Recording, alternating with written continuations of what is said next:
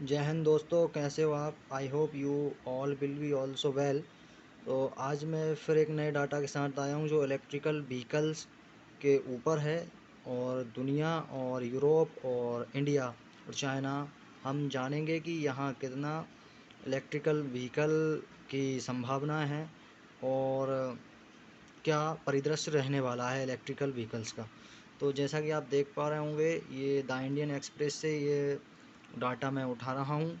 तो आप देख पा रहे होंगे electric two wheels three wheels में get majority of sales PY 2030। मतलब जो टू व्हीलर और थ्री व्हील्स जो इलेक्ट्रिकल व्हीकल हैं, ये 2030 तक मेजोरिटी इनकी ही होगी, बिकने की सेल की मेजोरिटी टू व्हील और थ्री व्हील की होगी। Electric two-wheel and three-wheel sale are likely to grow at a first clip and account for 50% and 70% respectively।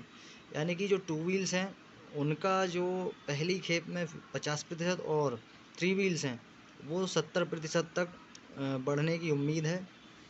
और मतलब जो 2030 तक जितनी टोटल सेल होने वाली है उसमें टू व्हील का 50% और थ्री व्हील्स का 70% हिस्सा रहने वाला है। ये जो डाटा है ACMC एंड MC किनले का है। इन्होंने एक रिपोर्ट जारी की है। ACMA जो है ऑटोमेटिक कंपोनेंट मैन्युफैक्चरर एसोसिएशन है, और MC किनले इन्होंने जॉइंटली ये रिपोर्ट जारी की है। तो ये देख पा रहे होंगे आप।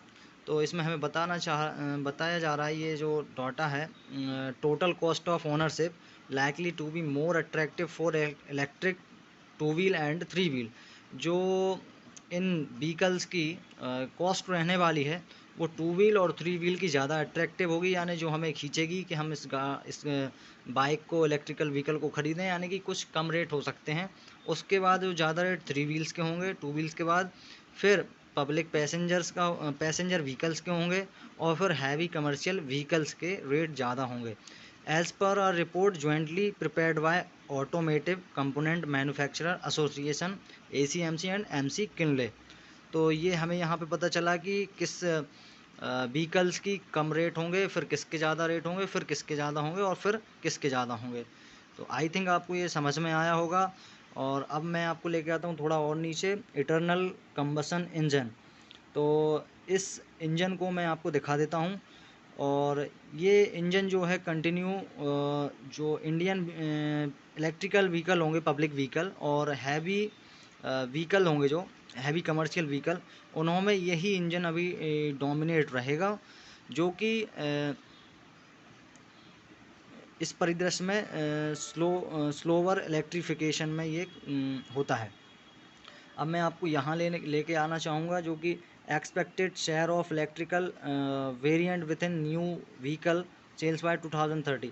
यानी कि जो 2030 तक इलेक्ट्रिकल व्हीकल बिकने वाले हैं उनमें उनका जो हिस्सा बढ़कर 2030 तक पब्लिक व्हीकल जो होंगे, बसेस और भी जो ऑटो वगैरह हो सकते हैं, उनका परसेंटेज टोटल वाहनों में 10 से 15% होगा। और जो हैवी कमर्शियल व्हीकल्स हैं उनका परसेंट 5 to 10% तक हो सकता है। ये इनका शेयर हो जाएगा। अब मैं आपको यहाँ लेके आना चाहूँगा जो कि हमें बता रहा है ट्रांजिशन टू इलेक्ट्रिक व्हीकल्स।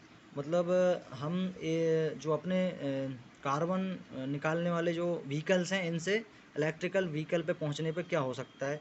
तो ये could impact to 50% of ICE bill of material BOM components which could disturb portfolio of incumbent in tradition ICE components categories। तो यहाँ हमें ये बताया जा रहा है कि जो अभी नॉन इलेक्ट्रिकल व्हीकल से इलेक्ट्रिकल व्हीकल तक जब हम ट्रांजिशन करेंगे, तो जो पहले traditional ICE means in eternal combustion engine में, इंजन के जो कंपोनेंट्स में जिन निवेशकों ने निवेश किया था, तो उनका निवेश जो है थोड़ा उसमें फंस जाएगा, और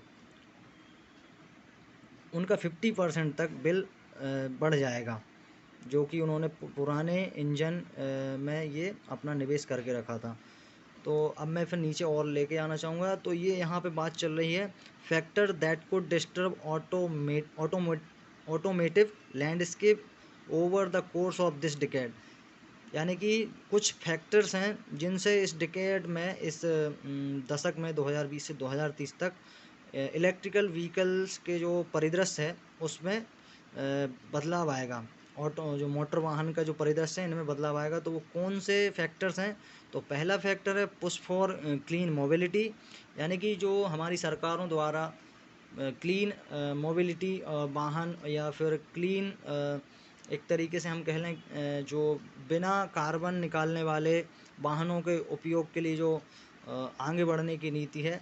तो ये जो फैक्टर है जो हमें यहाँ से आगे ले जाएगा।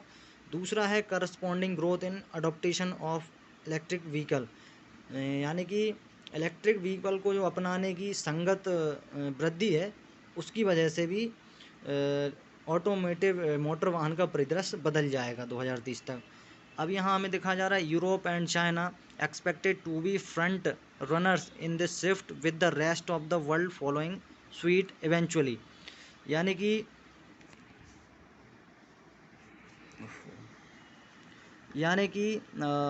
जो यूरोप और चाइना है ये इलेक्ट्रिकल व्हीकल्स के मामले में फ्रंट रनर्स होंगे।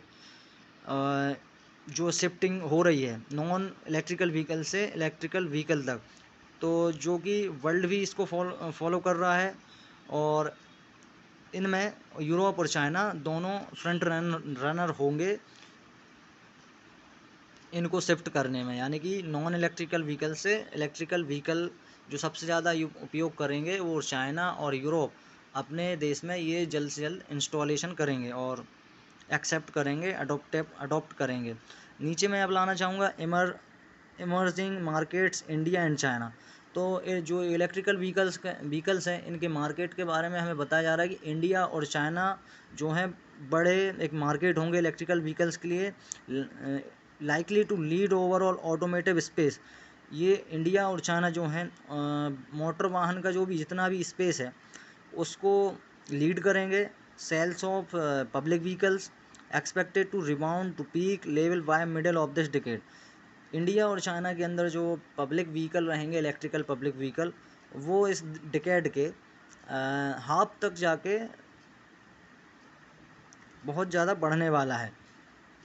2025-26 तक जो पब्लिक व्हीकल्स होंगे इलेक्ट्रिकल वो इंडिया और चाइना में ज़्यादा बढ़ेंगे, rebound to peak levels by middle of this decade. तो जैसा कि आप देख पा रहे होंगे ये रिपोर्ट ACMA और MC किनले की है और जो कि दोनों ने मिलकर ये रिपोर्ट जारी करी है। तो मुझे बताइए आपको कैसा लगा ये डाटा और क्या आपको ये हेल्पफुल है, और अगर हेल्पफुल है तो अपना व्यूज़ मुझे बताइए और लाइक शेयर और कमेंट करके अप्रिशिएट कीजिए। तो जय हिंद दोस्तों, मिलते हैं फिर एक नई वीडियो के साथ। Thank you.